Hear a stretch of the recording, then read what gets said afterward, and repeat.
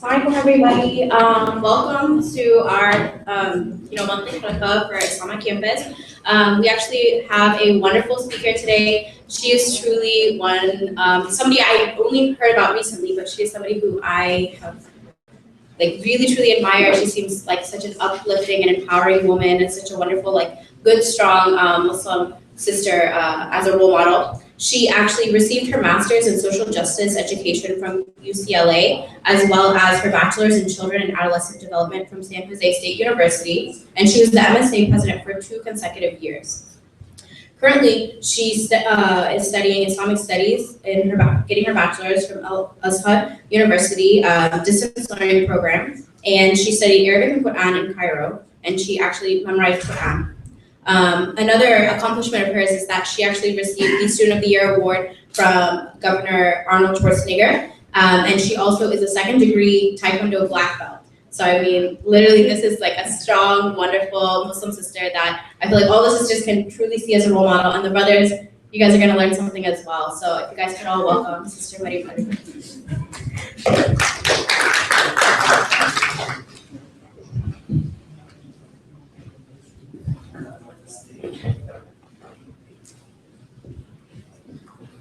بسم الله الرحمن الرحيم الحمد لله رب العالمين حمدا كثيرا طيبا مباركا فيه والصلاة والسلام على رسول الله صلى الله عليه وسلم. السلام عليكم ورحمة الله وبركاته.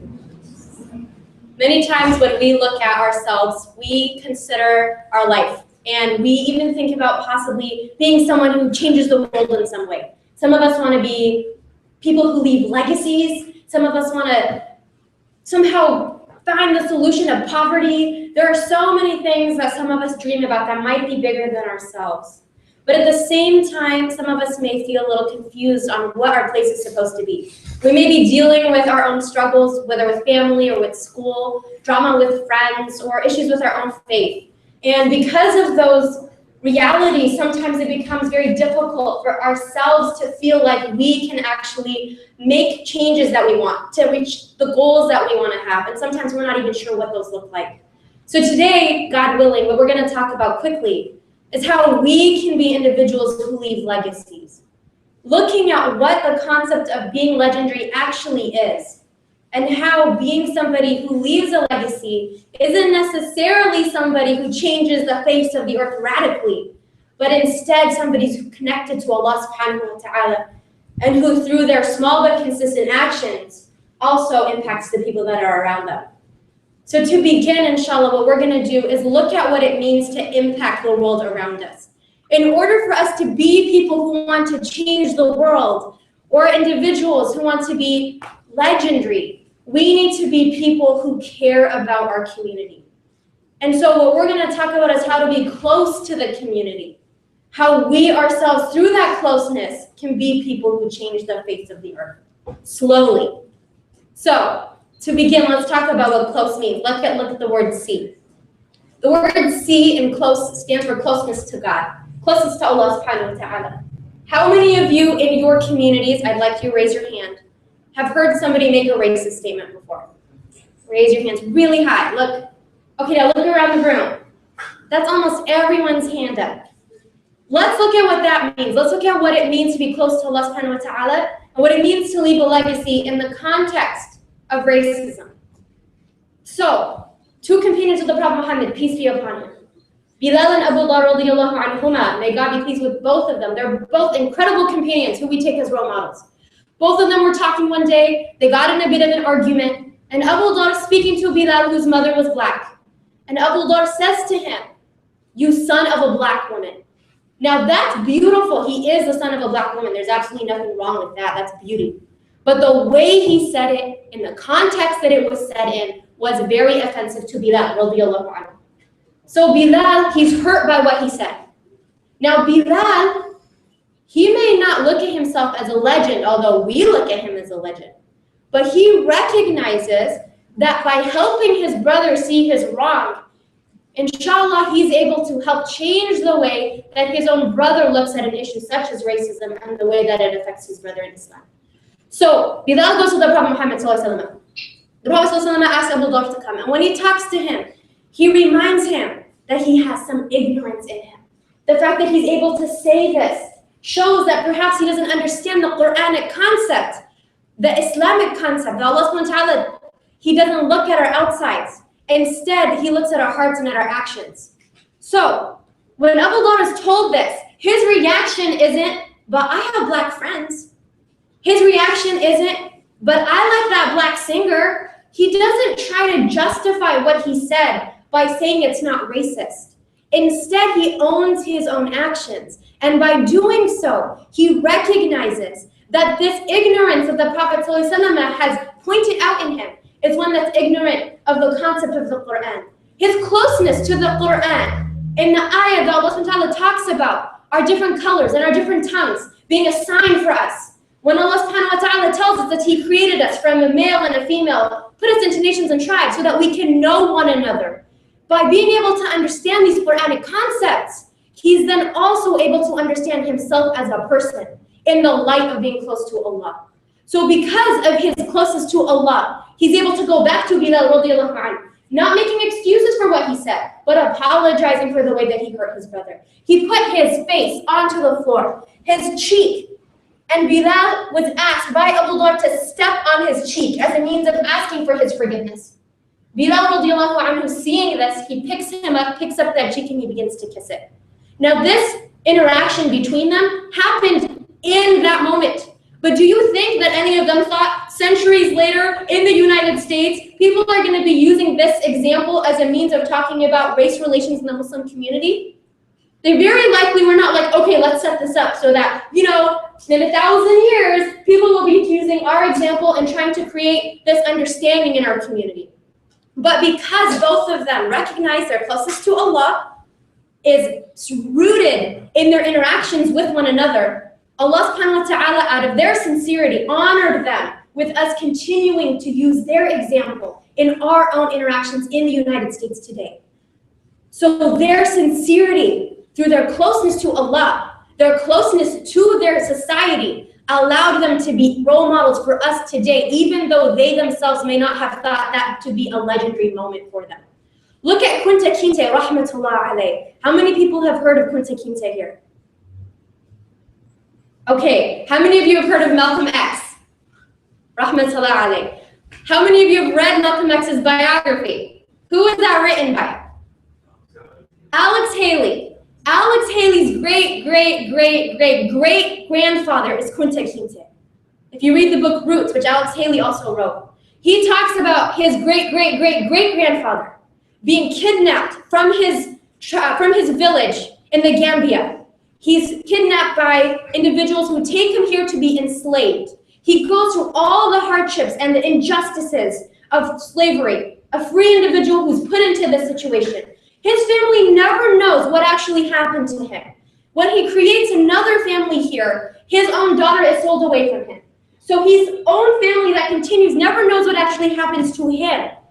But every time he goes through the pains of his life, he continues to say, it was Allah's will. And I tried to pray my subh prayer. And he continues to talk about this connection to Allah in a place where he's forced not to speak his native language, in a place where he's forced not to have his Islamic identity, but he continues to be close to Allah despite the struggles that he's going through. Now that understanding of Kunta Kinte at one point, this brother, subhanAllah, he's in one of the most difficult situations ever. He's enslaved. And yet through all of that, the power of his closeness to God, he eventually says that he didn't do all the things that he might have done in the beginning when it was easier, but he hoped that Allah would accept from him that he never touched pork and he never drank alcohol. He hoped that Allah would accept from him. And he talks about the things that he tried his best to do regardless of his situation. Now, Kunta Kinte, no one in his immediate family knew what happened to him. But look at how many centuries later, his grandson wrote a book that affected our understanding of Islam in America. Malcolm X, rahmatullah alayh, has been a means of people not only finding the beauty in Islam, but understanding the concept of social justice within an Islamic perspective. His great-great-great-great-grandson was somebody who helped America understand Islam in a different way. And yet Kunta Kinte, rahmatullah alayh, was so removed from every single Muslim that he grew up with. He was so removed from his community. Yet his sincerity to Allah, his understanding of maintaining that connection despite the struggle. His closeness to God was what allowed for him, subhanahu wa ta'ala, to allow his actions to continue despite the fact that nobody in his immediate time frame knew what happened to him. Look at us. Every single one of us are going eventually to leave. But we may be doing something right now between us and Allah that affects people that may not even know it affects them, that continues to help people, inshallah, centuries later. And inshallah, those people like us will make dua for them, like kunta kinta rahmatullah alayh. So looking at what close means, the beginning means to be close to Allah subhanahu wa ta'ala. Now, in order for us to be legendary, we also need to love. It's very difficult for you and me to want to change the society when we don't love the people around us. Let's look at what that looks like. Raise your hand if you have ever been to a masjid or to an MSA or to an IOC where you might have felt, or someone you know might have felt, out of place or judged or isolated or not welcome. Raise your hand if you know someone who has gone through that type of experience. Take a look around. That's quite a few hands. Sometimes in our community, we don't understand that people struggle, that it's a process to come to Allah subhanahu wa ta'ala, and that there are differences of opinion. And because of our own lack of understanding, and mashallah, we care so much about Islam, so sometimes we become emotional and overzealous. Because of that, we unfortunately sometimes drive people away instead of mentoring ourselves and other people. So let's look at the Prophet Muhammad sallallahu alaihi wasallam and his love for his society. There was a man named Abdullah who used to drink. And we know that especially in a society where that's not okay, in a certain way, there can be consequences for that. So this companion, he keeps dealing with the consequences of his drinking problem. And at one point, the other companions, they get frustrated with him. And they're like, man, what's wrong with you? And they begin to say messed up things to him. The Prophet ﷺ stops them. And he tells them, this is a man who loves Allah and his messenger. He attests to the love of this man for Allah subhanahu wa ta'ala and his messenger. And he reminds them not to say things like this, that we shouldn't help shaitan overcome our own brothers and sisters. But look at the love of the Prophet ﷺ versus us sometimes, and I'm sure you've heard it in your IOC, sometimes you hear people in MSAs go, oh, and that sister, I saw her do this. Or, and that brother, he was in that spot. We hear people talking about others sometimes, instead of loving each other, loving one another to the point that we want people to grow together, and so we're there to help them like their own relatives when their relatives are loving. But the point is that look at the Prophet ﷺ's reaction. He doesn't say, oh, you're right, this isn't a believer. Oh, you're right, this isn't someone who belongs in the most pious community that ever existed. Instead, he attests to his love for the Prophet ﷺ and his love for Allah subhanahu wa ta'ala. In order for us to be legendary, we have to love the people that are around us. And love is in two different ways. The first one is we have to love our own selves. Raise your hand if there has been a point in your life where maybe you don't necessarily feel comfortable with who you are. You've maybe dealt with issues of self-esteem or not really like the way that you look. Raise your hand if you've had those types of struggles. And it's a hard struggle to admit. But look around the room, that's a number of people. This isn't something you're struggling with alone. So many of us have this struggle. But loving ourselves is one of the ways through which, God willing, we can help create an environment that we leave an impact in because we care about ourselves enough and we have izzah, or we have this honor, but this humble honor in who we are. An example of the wrong type of love is shaitan.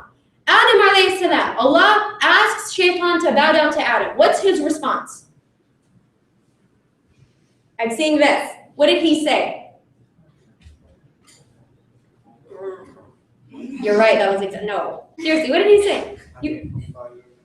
Exactly. He said, I am better than him. I'm made from fire and he's made from clay. That's exactly what racism is. I'm better than this person because of an attribute that I had no control over. Allah subhanahu wa ta'ala is the one who created shaitan, and yet he's taking pride in simply his race. That is a problem when we're talking about loving oneself. But loving oneself doesn't need to be arrogance, as sometimes, unfortunately, we're maybe mistaught. Loving oneself simply means feeling that pride in oneself in a humble way that also benefits other people. So let's take the example of Asma bint Umays. How many people have heard of Asma bint Umays? Few of you? Yes, does anyone want to tell us who she is? That's okay. Asma bint Umays, she was a companion of the Prophet Muhammad ﷺ. She accepted Islam in Mecca. They were persecuted in Mecca. She traveled with her family to Abyssinia. She lived in Abyssinia. So she stayed in Abyssinia for a number of years, and eventually she and the people in Abyssinia moved to Medina and moved with the Prophet Muhammad ﷺ. So by the time that this group from Abyssinia moves into Medina, it's already been like 7 years of the community of Medina establishing. So one time she's sitting, she's with the daughter of Umar radiallahu anhu, she's with Hafsa. And we know, those of us who are Sunni, Umar radiallahu anhu is a huge figure in our lives. We love Umar radiallahu anhu. We consider him as one of the people of Jannah. Yet he's a human being and he makes mistakes just like human beings do. So one time he's visiting his daughter Hafsa, and Hafsa's sitting with Asma. And he's like, oh, who is she? And then he realizes that she's one of the women who came on the boat. So when he realizes that she's Asma bint Umays, one of the women who came from Abyssinia, the way he responds to her is, we got here first.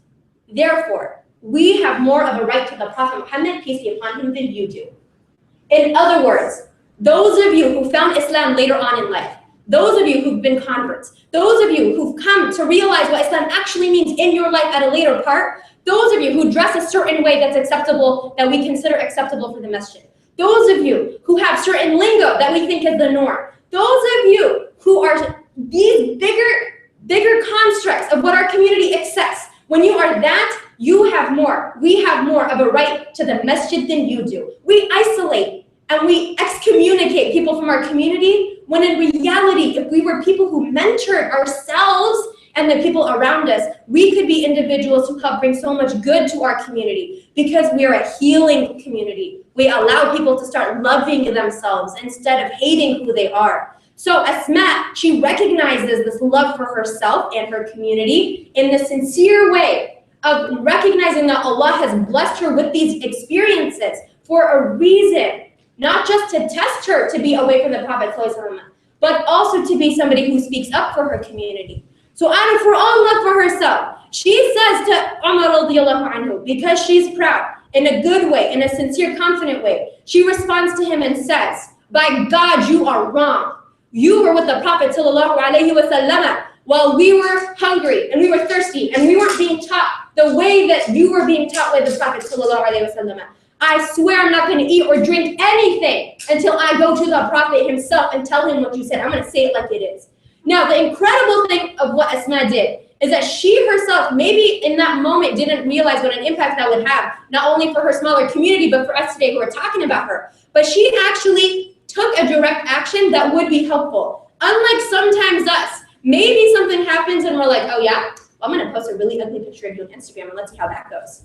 Or maybe we post some like passive-aggressive status on Facebook and then like, we're not really saying what happened, but we're saying what happened and everyone knows who it's talking about, but I mean, like, going through all of those different roads may not necessarily help the person realize their mistake. It could even cause bigger issues of love in our community. But what happens is Asma goes to the Prophet sallallahu alaihi wasallam.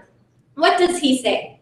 When he heard what she said, he told her sallallahu alaihi wasallam that Umar and his companions, they don't have more of a right to me than you do. You and your companions have made hijrah twice, and they've only made hijrah once. Oh, kama qala sallallahu alaihi wasallam. So by saying this, she's being told that her and her community of people who came from Abyssinia have double the reward than the people who came immediately to Medina. In other words, those of you who have struggled, those of you who have been trying, those of you who may have felt unwelcome, who've had issues with the way that you look, you've been created, Allah subhanahu wa ta'ala recognizes your struggles. And when you're struggling and sincerely trying to come back to Him, there's double reward for the person who's striving for His sake. Now, Asma radiallahu anha, when she was told this and she told the other people who came with her, the other members of her community were so overjoyed by what they heard that they kept coming back to her over and over, the men and the women of her community. They wanted to hear this hadith again and again and again because it made them so happy to know that the Prophet ﷺ himself declared that they get double the reward. So the point here is that had Asma decided that she was just going to sit back and say, he's Umar, I mean, who can know more than Umar radiallahu anhu? May Allah bless him. He's such a high person who we held high in esteem. But the point is that she recognized that she had a voice that she needed to use to create agency within her own community. And through that voice, she continued to alter the way that we looked at history. And she left a legacy in that moment that we reflect upon now in America, over 1,400 years later. Let's look at people who are a little more recent. People that you might have heard of who had some struggles, maybe made a few mistakes, failed a couple times, but are considered great people of their field. How many of you like basketball? All right, okay. Give me this name. This guy got cut from his basketball team, and he went into his room and he started crying. Michael Jordan. This guy was told that if he continued in school, he was told that he was done, that he shouldn't continue in school in any type of intellectual ways. He should instead get into a trade that would be solely based on his personality, because he had a pleasant personality. He wasn't smart enough to continue in the field that he wanted to study. He was told this by a teacher. Who do you think that was? I'll tell you, it was Thomas Edison. Thomas Edison, would you think Thomas Edison isn't an intellectual person? No. But he had enough love for himself and confidence in his abilities that he kept going regardless of how many times he was told that he was a failure. Third person, he was fired from his newspaper for lacking creativity and original ideas. Walt Disney. And how many of us would think of him as someone who isn't creative? The point is that throughout history, there have been people who've been told you're not worth it, who've been told through actions that they're not worthy, yet they continued out of love for themselves and understanding of themselves, this concept of feeling honor for themselves and striving to pursue something that they knew they could make a difference in, regardless of the boundaries that they faced. So that's loving oneself. Let's look at loving society. In order for individuals to become legendary, we need to love our society. So let's take a couple of examples. Nana Asma'u, has anyone heard of her before? She was from the Khalifa of her time period in Nigeria. And Nana Asma'u, she's a princess. I mean, she is in riches. But she seeks education, she becomes a scholar of Islam, and she focuses on the rights that Islam gives to Muslim women. Now, she could have chosen, especially considering her background, considering her field, she could have decided that since she's from a family of the palace, she's going to stay in the palace. And if she wanted to teach people, maybe she could only teach people who were other royal members like herself. Instead, what she did is she got together teachers who she mentored, and then these teachers went into rural areas of Nigeria and taught women who didn't have access to education the same way that people did in her place. So because of her love for society, she was able to help create an entire system that brought women opportunities to learn because of what she did for her community. Look at Salahuddin. How many of you have heard of Salahuddin? Okay, how many of you have heard of Ismatuddin? Nuruddin? Nizam al-Mulk? Asaduddin? Okay, let's see those hands again. Salahuddin, put them up really high. All right, those are a lot of hands. The rest of the names you didn't really hear too much about. Salahuddin was Kurdish. He wasn't Palestinian, yet he was known as someone who liberated Masjid al-Aqsa and who liberated that area, not just for Muslims, but to bring justice for Jews and Christians as well. Now, Salahuddin, even though he wasn't the same race as the very people who he helped, he wasn't this anomaly that just showed up and changed the face of the world. Most of us are not going to find the answer to peace and war and solving poverty and homelessness. That's not what most of us are going to do.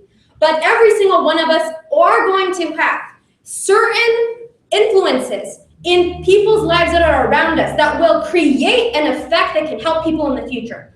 Ismatuddin, Nuruddin, Nizam al-Mulk, Asaduddin, these are all individuals. Ismatuddin was a female, by the way. All individuals who came before Salahuddin that changed the shape of the area that he lived in, that built the opportunity for him to come in and finally take Masjid al-Aqsa and liberate Jerusalem.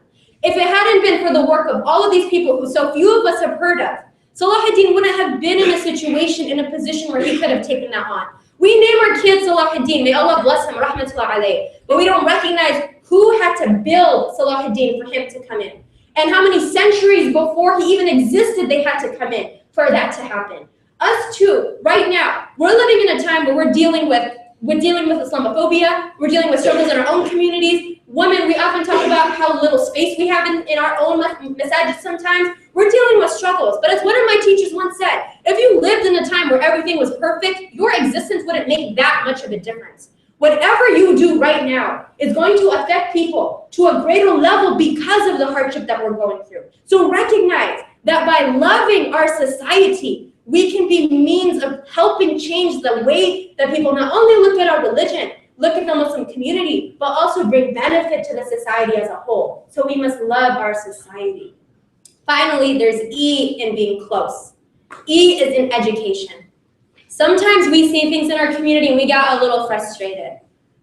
There have been times that you might have heard things and you were told that those things were haram. And then later on, as you started to learn a few more things, you started realizing that scholars have differences of opinion, that Islam is vast, that scholarship is great and it's deep. And through learning all of that, sometimes we're able to respect one another a little more. We're able to understand where one another is coming from. Educating ourselves is one of the means to loving the people around us. And that love, as we've been talking about, is something that can influence our actions. Let's look at the concept of having a female present in front of both men and women. That's an issue that a lot of communities have a contention with still. But let's look at Ibn Taymiyyah, rahmatullah alayh. Ibn Taymiyyah is a huge scholar in our Islamic history. He had a student whose name was Fatima al-Baghdadiyah. Fatima al-Baghdadiyah used to be such an incredible student that Ibn Taymiyyah, in his encyclopedic brain, would still have to prepare for her studies with him. She used to teach from the mimbar of the masjid in Damascus. Not Jum'ah, not Salat al-Jum'ah, but just in general. She would give lectures from the mimbar and men and women would learn from her in the masjid. That's Ibn Taymiyyah's student, rahmatullah alayhima. But look at the way that we ourselves sometimes look at what it means for a female to be in a space of scholarship. Yet our history is filled with women who were teaching. Like, for example, Shaykha Fatima Sa'ad al-Khair. Has anyone heard of her before? Yeah? Okay, who was Shaykha Fatima Sa'ad al-Khair's teacher? In the works of Al-Tabarani, huge works in Islamic history. Think of like huge scholars you've heard of. This is the greatest scholar of Shaykha Fatima's time in these works. Any names? Great scholars? If you all come at me at once, I can't hear every single one of you. Come on. Huge scholar names. What was the question? Thank you for asking. Shaykha Fatima Sa'ad al-Khair used to learn from another person, and that person was the greatest alim of that time in the books of Al-Tabarani. Who was that scholar that Shaykha Fatima Sa'ad al-Khair learned from?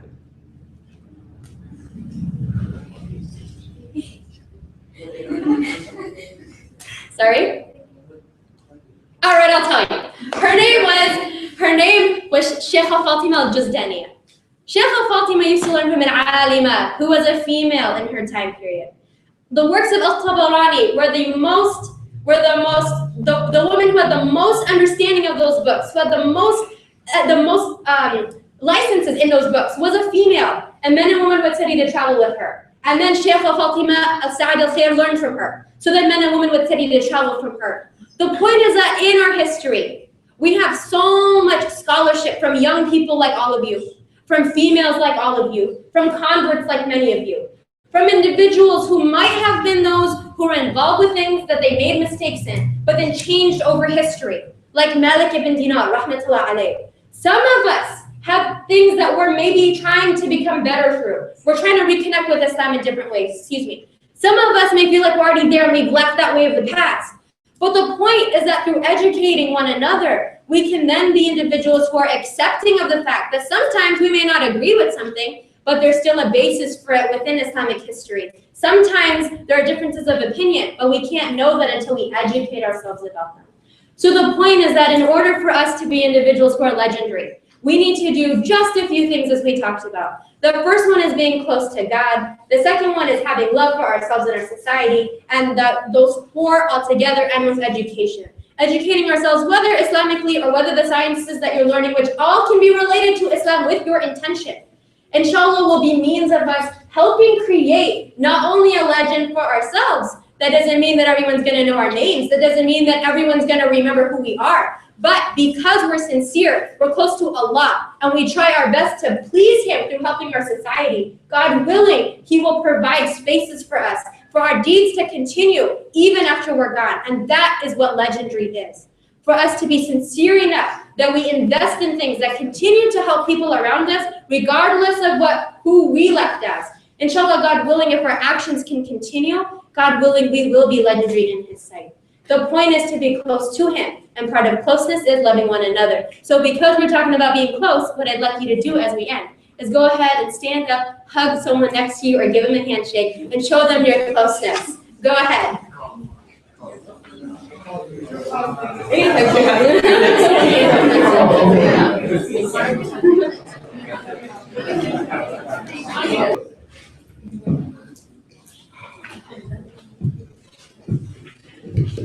So I know that they passed out some note cards and some pens. So if any of you guys have any questions that are already ready, sisters, you can pass them to like Yasmin, and brothers, you can pass them to I don't know where Rashawn is right here collecting them. And you can bring them up, and we'll read them, and will answer your questions. What are your views regarding parents pushing or recommending their kids into careers on the basis of money, as opposed to careers that build worldly change, i.e. more social workers or educators? My view with regards to parenting is that every child has different interests and has different skills, and that a parent should try their best to understand what those are and help encourage them into a field that they could use those. I know many parents have a specific view of a doctor, engineer, or doctor, or an engineer, or a doctor. And I understand that that's not very wide in terms of the range that we're given. And at the same time, though, if that's something you're actually interested in, it doesn't need to mean that you are money hungry or you're driven because of success, because that's what our community sometimes considers successful. If these types of areas can be used for social justice and for social work and for helping other people. It's just about the intention that you have and the way that you pursue that. So I don't want to create a dynamic where social justice fields such as social work or areas where you're working with nonprofits is on one side, and then the quote-unquote successful money-driven fields on the other. I don't want to create that type of paradigm. But what I would do is just look at what works for you as an individual, what is your passion, and sometimes you don't know what your passion is. So take tests that can help you kind of figure out what those areas are, and then try your best to compromise with what your parents want. Sometimes they're still going to push you into the medical field, for example, and maybe you want to be a writer. You need to be upfront with them from the beginning and let them know that that's not going to work long term if eventually you see yourself dropping out of medical school. And if you think you can go ahead and do that, that's great. If you can compromise somehow, that's awesome. But be aware of yourself too, and try to compromise with your parents and see what your parents would be accepting of. We do want to please our parents and respect them, but at the same time, that doesn't mean that they need to make major decisions for us that's going to affect our lives long term, that may not necessarily work for us long term. At the same time, most of you are still young, and most of you will change your minds in some ways. So be very open to your parents' wisdom, because as much as most parents understand us, sometimes better than ourselves, they care so much about us most of the time and just want us to be successful. So the issue is, work on your intention regardless of what area you go into. And as you go into that area with your intention, try your best to help your parents compromise what they actually want you to do versus what you may be interested in, and try to find something that kind of brings together both of those. How important is the faith in social justice, and should Muslims be more involved in causes fighting oppression? The faith is incredibly important in terms of social justice. There are two verses in the Quran that are almost identical. They are slightly changed in their wording, but they both say, "Oh, you who believe, stand up against oppression," or stand up for justice, whether it be against yourselves or your family members, your own parents, whether it's rich or poor, regardless of regardless of that, because God is going to be, God is with you, right? I'm very loosely translating that.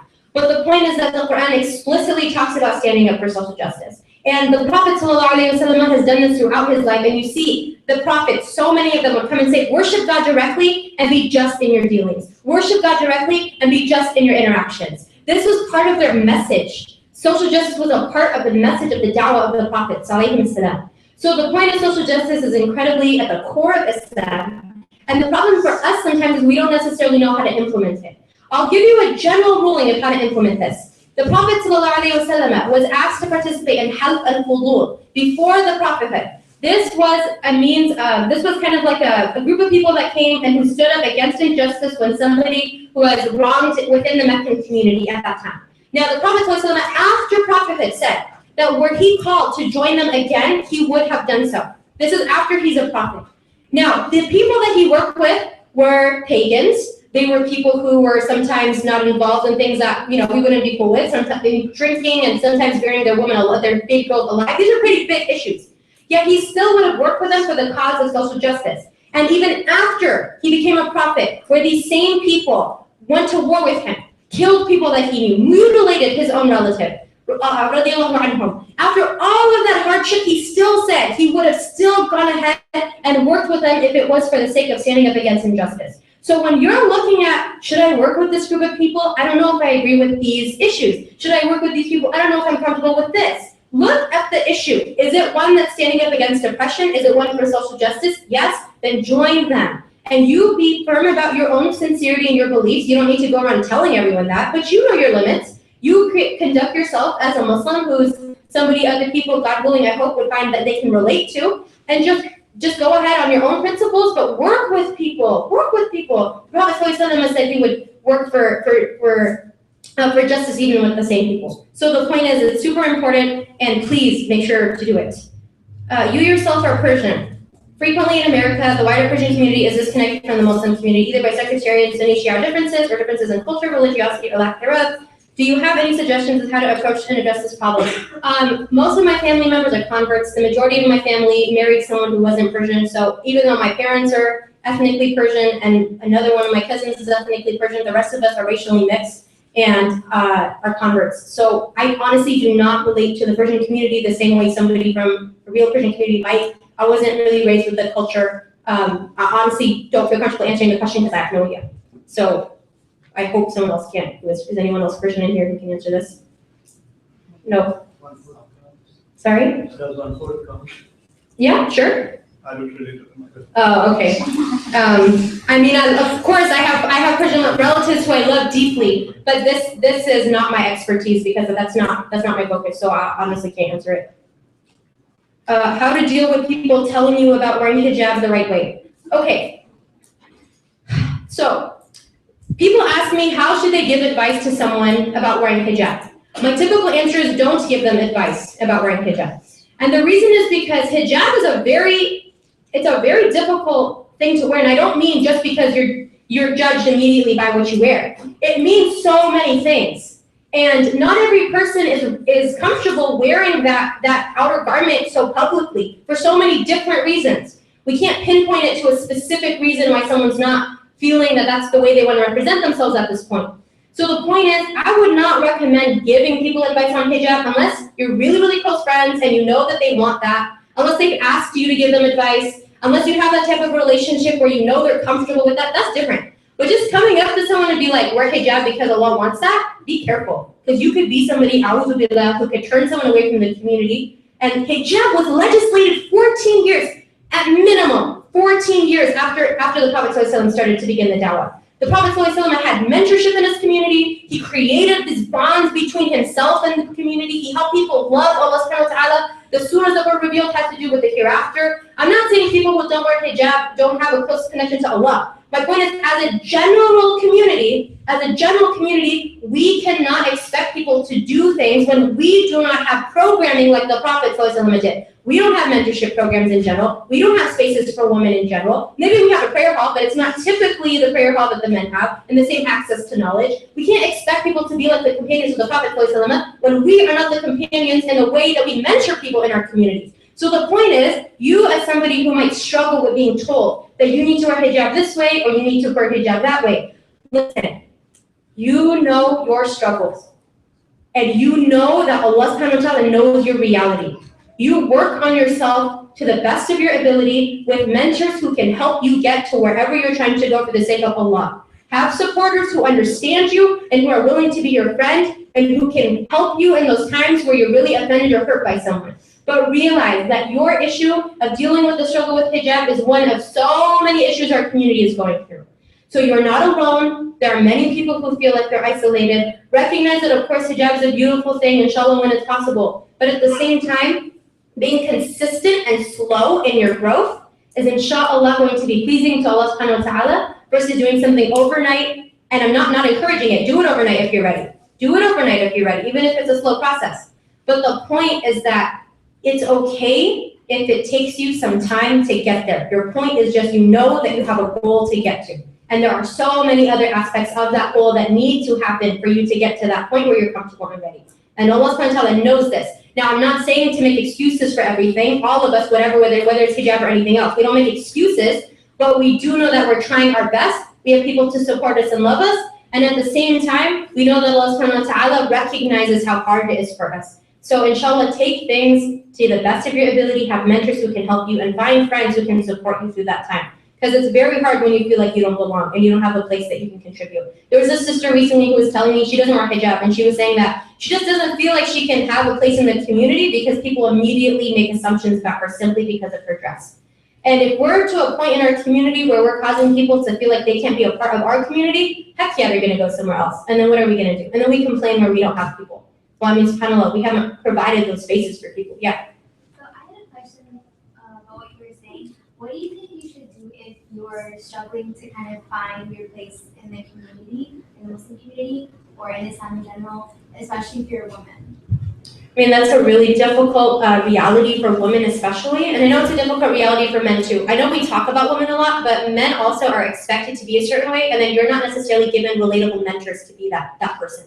So it's very difficult on both sides, whether you're a female or male. There are systemic issues in our community that haven't been addressed, and that affects both genders. So what I would recommend if you're going through this, whether you're male or female, is that you see how you want to grow as a person, what your goals are, and number two, how you want to contribute to the community. If you have tried your best and creatively, alternatively, tried so many different ways of making that happen and it still hasn't happened, maybe it's time for you to create a third space. That doesn't mean you break away from the masjid. It simply means that you also maybe can create something where people like you who feel the same way can grow together, can learn together, can come together as a community. You're still involved with the greater community, but you're creating something new where people can be themselves in a way where they're not feeling like they're forced to be who they're not, or where they don't have the space where they can actually contribute. It's a long process, but it's so important to have mentors through that process. Don't do it alone. Find people who are grounded in Islamic knowledge, people who've studied and who've been involved with activism, so that they know how to help you through that process.